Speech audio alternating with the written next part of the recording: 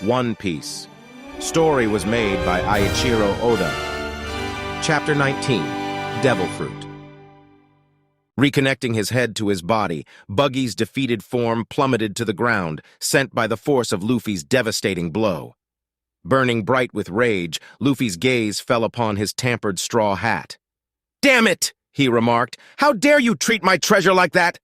Bent over and looming over Buggy, Luffy stretched his cheeks, contorting with anger. "You even spat on it!" he growled with fury. "That's dirty! Stop it!" Buggy desperately protested. Luffy's glare intensified, his eyes locked onto Buggy's trembling figure. "Shanks being your comrade, don't you dare repeat those words ever again," he warned aggressively. But Buggy stubbornly persisted as his face was stretched and pulled by Luffy. "Huh, even though I don't know what sort of relationship you had with Shanks, it's my own choice how I can speak of him," he spat defiantly. "Take this, Bara Bara no!" Buggy's words were abruptly cut short as Luffy swiftly halted his retaliation. "Stay still!" Luffy demanded as he brought his hand down, delivering a powerful chop against Buggy's head. The impact echoed through the air, leaving Buggy's crew sprawled on the ground in disbelief. "Hey, isn't our captain kind of losing?" one of the Buggy pirates whispered to his comrade. Don't say such stupid things. Do you think Captain Buggy will actually lose? Captain's real skills will start now." "Most likely," the other pirate whispered back, as they pretended to be knocked out. As the intense battle unfolded, Nami watched from the shadows. Suddenly, a realization struck her with clarity. "I was so fascinated I kept on watching," she muttered to herself. "I've got to quickly steal the warehouse treasure and run away." Her determination ignited as her eyes darted around the area, looking for the perfect moment to make her move.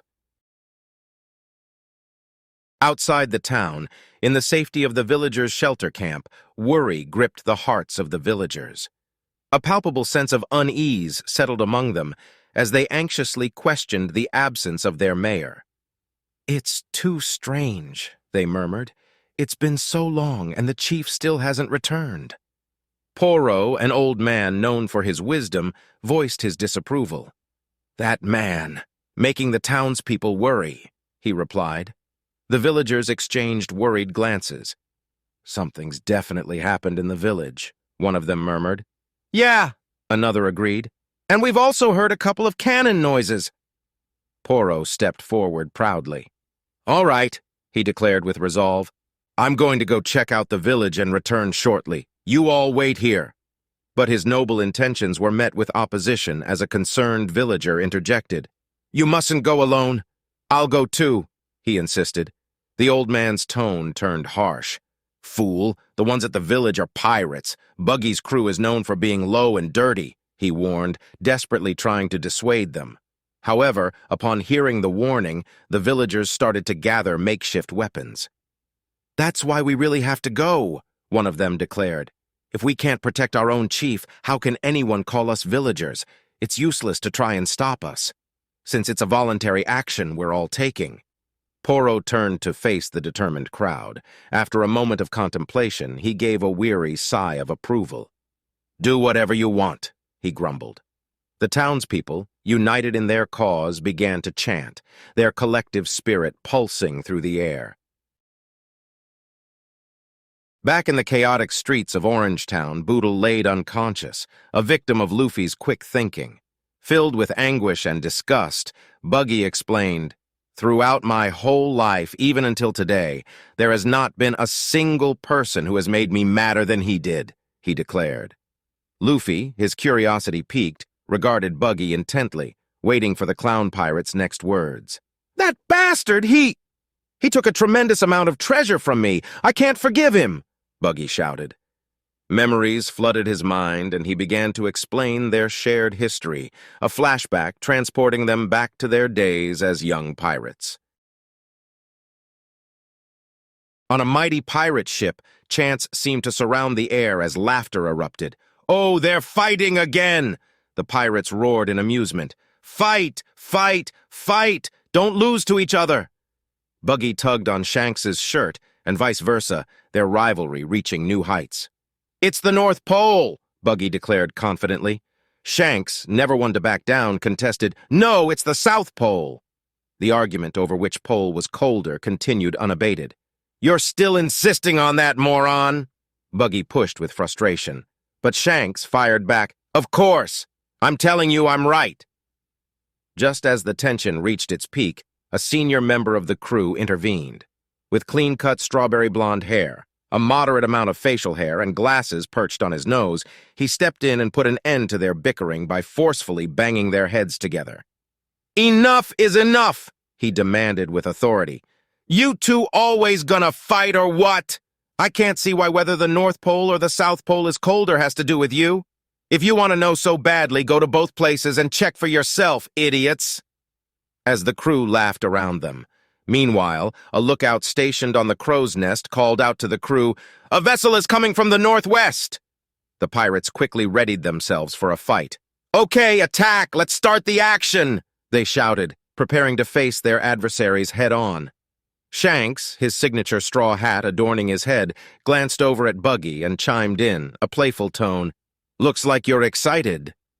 Buggy, gripping his knives tightly with both hands, raised them in delight. "A vessel's the same as a treasure box," he exclaimed. "The most important thing to a pirate is his loot." Shanks, sword in hand, replied, "Well, that's one thing."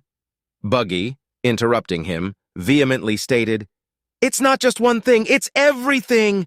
Too nice, you're your own good. You and this ship's pirates don't treat treasure seriously enough.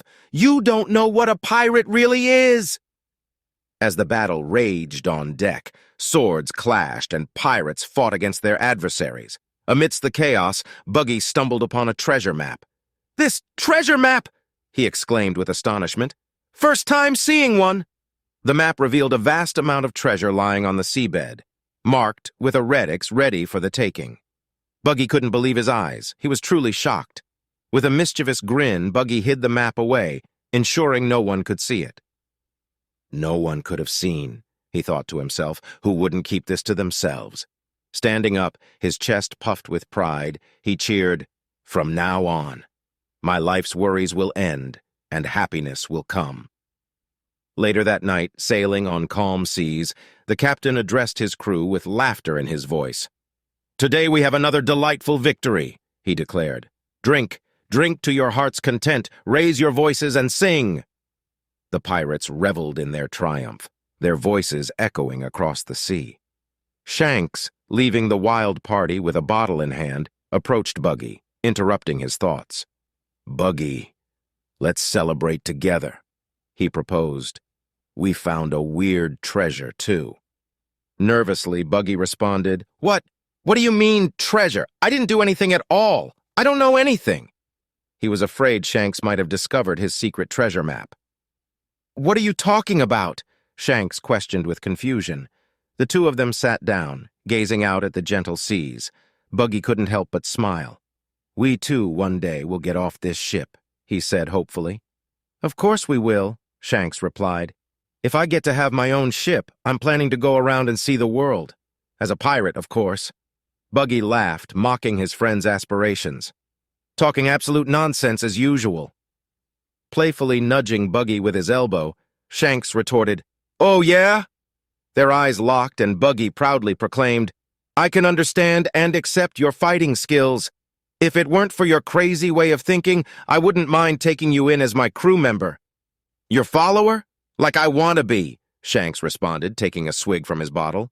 "Because we think so differently, we just need to travel the path that each thinks best. That's what a pirate's life is like." Laughing, Buggy replied, "It's funny to hear things about pirates from your mouth, but if that happens, then when we meet each other at sea again, we'll meet as enemies." Finishing his bottle, Shanks agreed, "That's just another part of a pirate's life. What the hell are you talking about?" Buggy shrugged off. "Hey, didn't you just say something about some weird treasure?" he questioned, trying to divert the conversation. Shanks responded, "Yes, we've got this devil fruit. I once heard that the devil fruits are all the sea devil's incarnations. If you eat it, you'll gain a special ability, but you won't be able to swim. The captain said that whoever wants to eat it can have it." Buggy smirked, dismissing the idea. "Don't want to eat that sort of thing and end up unable to swim for the rest of my life." Deep inside, Buggy held his map, a wicked grin forming on his face as he thought. Scary. Anyone who eats that sort of thing is no doubt a real idiot.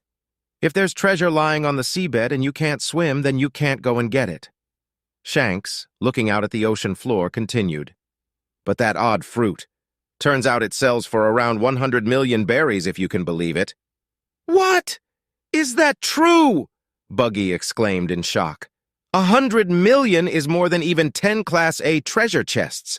The goddess of treasure must be smiling upon me, he thought to himself. The next morning, in front of the entire crew, Buggy proudly proclaimed, holding a pink devil fruit in his hand. Pirate trainee Buggy, he will eat the devil's fruit. The crew cheered him on, reveling in his youthful spirit. Being young is a wonderful thing since you can be so carefree. Good going, Buggy. I have more respect for you now. In a swift motion, Buggy swallowed the devil fruit whole. His fellow crewmates eagerly asked, So how is it, Buggy? Feel any difference in your body? Buggy sighed, looking down at his stomach. No, not really, he told them, pretending to be disappointed. What? Was it a fake? The crewmates speculated. Well, the story of the devil fruit was a rumored story from the start, they reasoned. Unbeknownst to them, Buggy smiled to himself as he pondered the truth. You've got it exactly right. What I just ate was a fake fruit I spent all night working on and switching. That night, Buggy made secret plans with glee. Everything turned out as planned. I don't need to be a pirate trainee anymore. I better get off this ship before anyone finds out. With the money from selling the fruit and the treasure from the map, I could form the best pirate crew in the world and steal the most value. Suddenly, Shanks appeared before him, catching Buggy off guard. Yo, Buggy, what are you doing here? Desperately, Buggy hid the devil fruit in his mouth and the map in his jacket, crouching down to the floor. Shanks observed Buggy's panicked face and questioned, Your face sure is a sight. Buggy, still holding the devil fruit in his mouth, thought to himself, What the? So it was this idiot? Scared me half to death.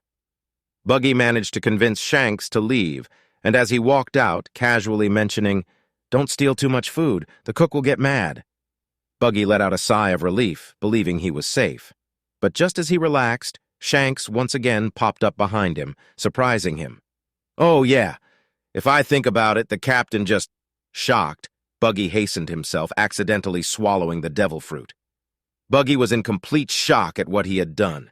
He held Shanks' shirt in anger, yelling, You bastard! I... But before he could finish yelling at Comrade, Shanks casually pointed out, What is that? That piece of paper, referring to the treasure map that was now fluttering over the side of the ship into the sea. Realizing the map was about to be lost, Buggy panicked. My map! Without a second thought, he leaped off the ship, plunging into the water. Hey, Buggy! Shanks yelled out. Buggy struggled to swim, but his body felt strange. Help! Help! He cried, realizing that his body couldn't move properly. The sea was turning against him, confirming the stories about devil fruit users. Someone save me! Buggy desperately called for help. Up on the ship, the crew gathered, perplexed by Buggy's actions. Hey, man, what are you doing? Swimming's your specialty. What's going on, Shanks? What's that guy doing? With a sense of urgency, Shanks leaped off the ship, determined to save his friend. I'll save you, he shouted, seizing Buggy and pulling him back onto the ship. With frustration, Buggy continued explaining, So I ate a 100 million berry worth fruit and became unable to swim. And I also missed the treasure lying on the seabed. Luffy listened intently. Oh, so Shanks saved your life, he said with understanding. But Captain Buggy's anger only intensified. He couldn't bear to be misunderstood. I'm not talking about that part, he bellowed. Because of that idiot, my future life plans were postponed for 10 years. In a fit of rage, Captain Buggy invoked the power of his devil fruit ability. His upper half detached from his lower body, hovering menacingly in the air. The sight was both captivating and terrifying. So that's why I promised myself, if I can't get anything under the sea, then I'd settle for every treasure above it, with this devil fruit power, he declared. As the onlookers watched in awe, Buggy's gaze scanned the area from his elevated position. A wicked grin spread across his face, hidden beneath his colorful jester's hat. "Because of that, whoever touches my treasure. Whoever that is, I never—" Buggy's voice trails off as he spots Nami clutching a white bag overflowing with stolen loot and glittering treasure. "Leave them alive!" he continued, his gaze locked onto Nami with the intention to kill. Buggy wasted no time, launching his dismembered upper half towards her, his orange cape billowing behind him in the wind.